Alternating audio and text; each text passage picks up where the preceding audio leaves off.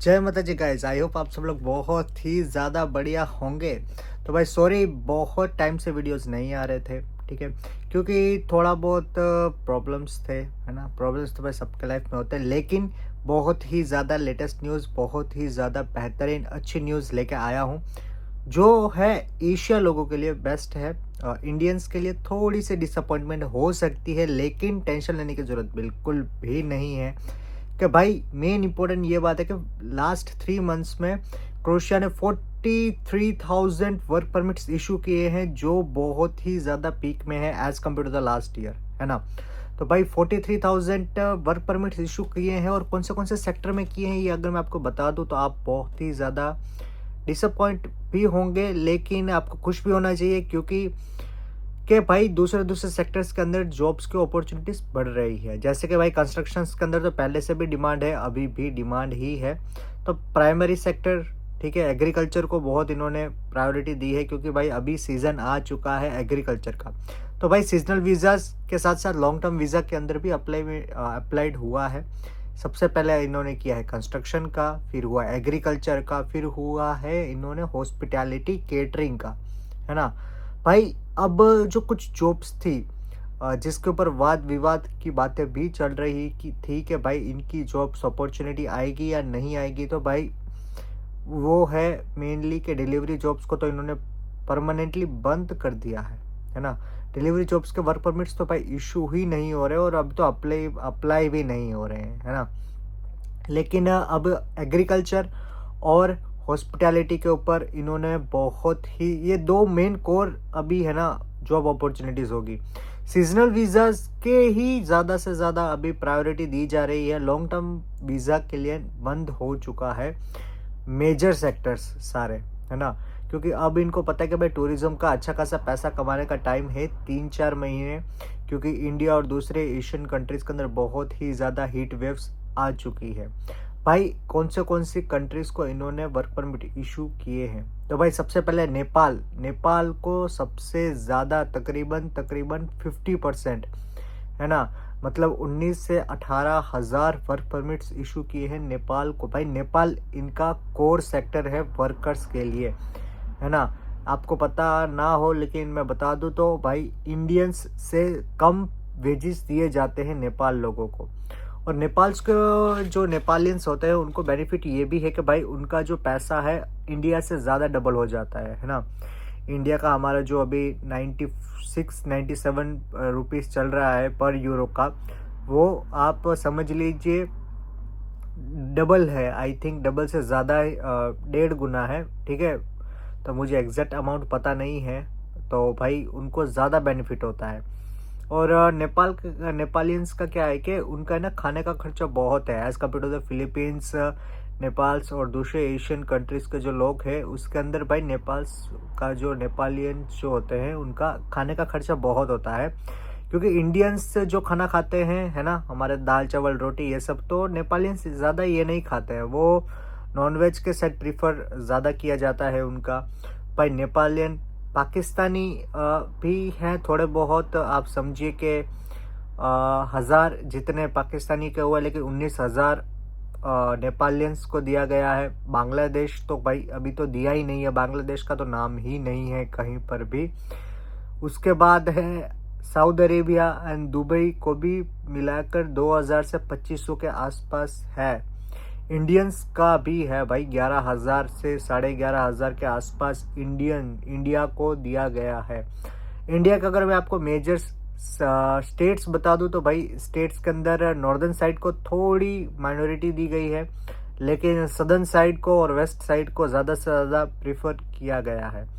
भाई अब ऐसा नहीं होता है कि भाई कोई कोई स्टेट्स के उन्होंने एक कंट्री को स्पेसिफिकली देना होता है, लेकिन मेन क्या है ना कि जो लोग ज़्यादा कहाँ से अप्लाई किए जाते हैं, जो अपनी क्वालिफिकेशंस से भी करते हैं बहुत ज़्यादा, मतलब किसी के पास अच्छा खासा एक्सपीरियंस हो टूरिज़्म का, कंस्ट्रक्शंस का, तो भाई वो लोग ज़्यादा से ज़्यादा अप्लाई किए करते हैं।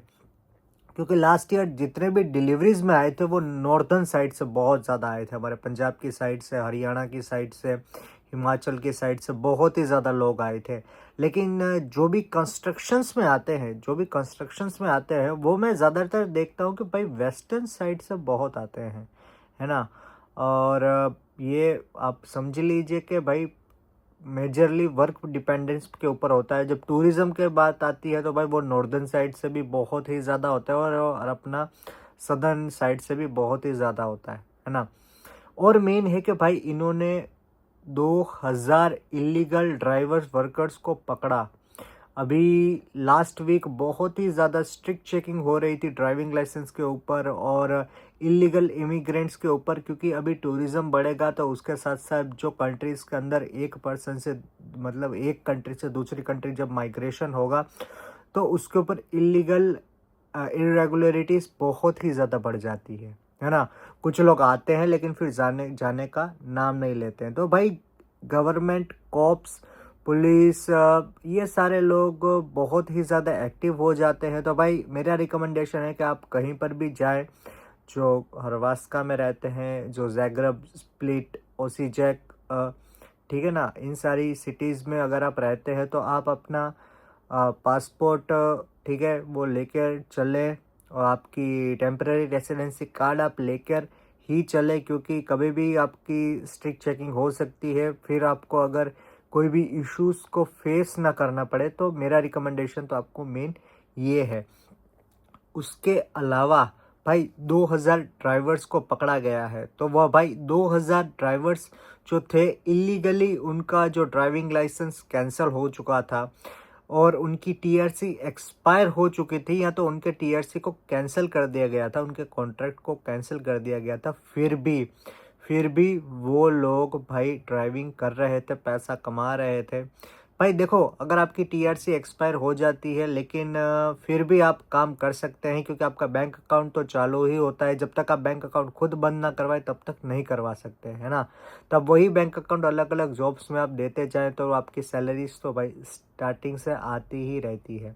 लेकिन ज़्यादातर लोग थे भाई जो पकड़े गए वो थे ब्राज़ील के, सदर्न अमेरिका के, है ना, साउथ अमेरिका के।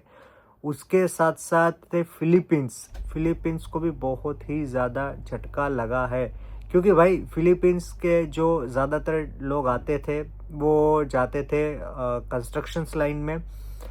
इजिप्ट के भी बहुत सारे लोगों को पकड़ा गया है ना।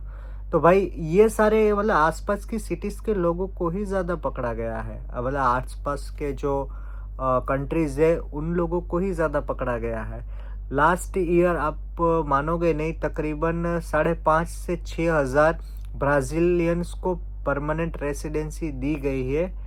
जो भाई आप समझ सकते हो, इसका मेन मुद्दा है कि भाई प्रेशर आ रहा था ऊपर से, अमेरिका से बोल रहे थे हमारे साउथ अमेरिका को भाई प्रेफरेंस दीजिए। तो भाई बोस्निया और सदर्न साउथ अमेरिका के जो ब्राज़ील है उन लोगों को थोड़ा सा बोल सकते हैं हमें डिसएडवांटेज देके उनको थोड़ा एडवांटेज दिया है। हर साल थोड़े कुछ ना कुछ रूल्स में इजाफा होता है।